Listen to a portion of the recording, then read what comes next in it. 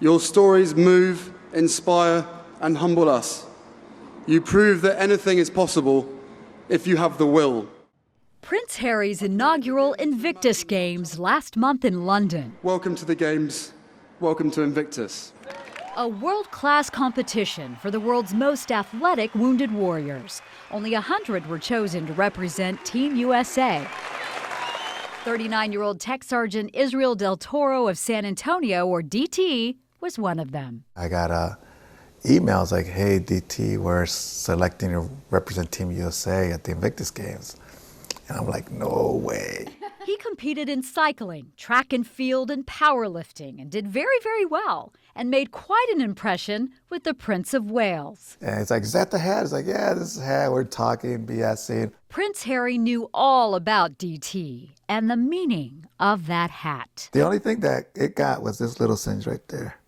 That's it, this little thing. It was in his left pocket the day his life changed forever.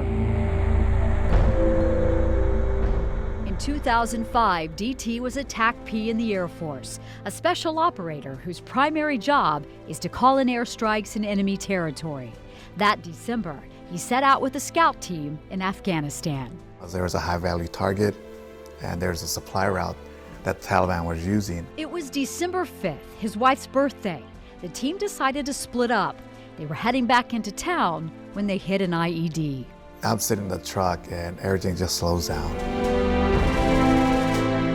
In those moments, he thought about his 2-year-old son, his wife, and the promise he made to them that he'd come home. Something just clicked. I said, I gotta get out of this truck, and I got out. But when I got out, I was on fire from head to toe. I must have yelled, I'm gonna die out here, and that's when the LT says, you're not gonna die out here, DT, and helps me up, and we both jumped into the creek. And I don't know if I was trying to calm the situation down or being funny, but I look at him, you know, and I was like, LT is like, yeah, that sucked. And he's like, what do you mean that sucks? Like, sir, I just got blown up. I was on fire and I jumped in a freezing cold creek in Afghanistan. The moment didn't last long. The rest of the team was taking heavy fire, and DT had a job to do. And I pretty much told him, get on this frequency, you know, repeat everything I tell you, so we can get some air in here. By the time he gave his last command, he could barely breathe. The next thing he remembered was waking up at BAMC. I was like, what day is it? And they're like, it's March of 2006. He had been in a coma for 3 months with burns to 80% of his body. That's when they start telling me everything that's happened, you know, that I almost died 3 times. You know, they gave me a 15% chance to live. He had no idea President Bush had come to see him and spent 20 minutes by his side. And he had no idea the number of agonizing hours his wife never left his side. I spent all day there.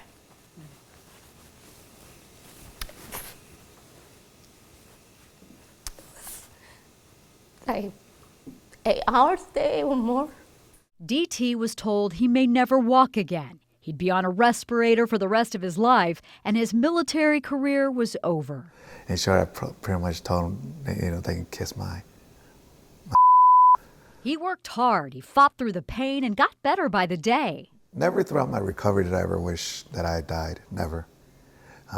Until I did see my face for the first time. DT says most of the mirrors inside the burn unit at BAMC are covered up, allowing patients to gradually see their injuries. But the day he saw his face was an accident. I like slipped, and they must have grabbed the towel that was covering the mirror, and I saw myself, and I broke down. He says his first thought and his biggest fear, that his son would be afraid of him. Because for almost a half hour, I was inconsolable. I didn't care. I was like, you should have let me die. You should have let me die. Weeks later, he faced his fear and looked at his son right in the eye. He says, Papi? And I'm like, yeah. And he just runs up, gives me a hug, holds me. Best hug ever. Okay. Oh. They've been inseparable ever since. My dad has always been an inspiration to me, a hero. Oh, what's your favorite event? Javelin. The javelin. Yeah, I actually hold 2 world records right now for shot put and javelin for my class. Boom! Nearly 10 years and more than 130 surgeries later, DT has come a very long way. He's invited to events around the country and meets all kinds of celebrities. He has medals from competitions scattered all over his office, including one from the Invictus Games. But one very special medal is tucked away, his Purple Heart. That medal represents the old DT, before the injury, and now the new one.